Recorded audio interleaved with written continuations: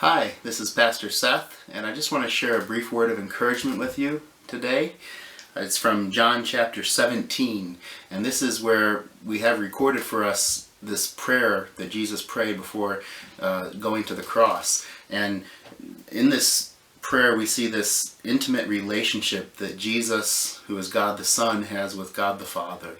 And we really get a glimpse into the heart of our Savior. And he prays first for himself in John 17, and then we see him praying for his disciples, those who currently were his followers, who were learning from him and who were following him, because Jesus knew that they had a tough road ahead of them to watch him be crucified and on the morning that they were going to go through, and then the work of being the first disciples and the first apostles. And so Jesus prayed for them, and then he also prayed for the church. He prayed for those who would believe. Let me read you John chapter 17 verse 20. He says, "I do not ask for these only, but also for those who will believe in me through their word." So he's praying for the church. He's praying for everyone who would believe because of the testimony of those who would see Jesus Christ crucified and resurrected. He's praying for the church, even those who would believe 2,000 years later, like me and like you, if you believe in Jesus Christ as your Savior. And so I don't know about you, but I find that incredibly encouraging, because in Luke, during his account of this prayer time that Jesus had, we see that Jesus was in so much anguish and stress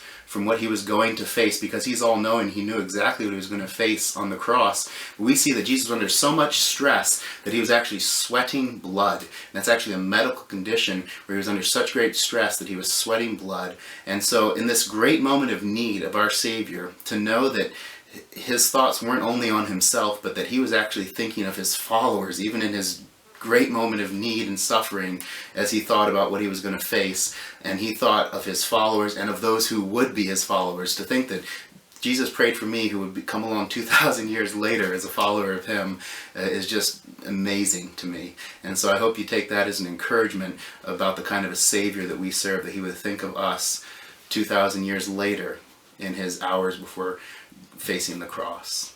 So I hope that that's a blessing to you, and God bless you. Thank you for watching.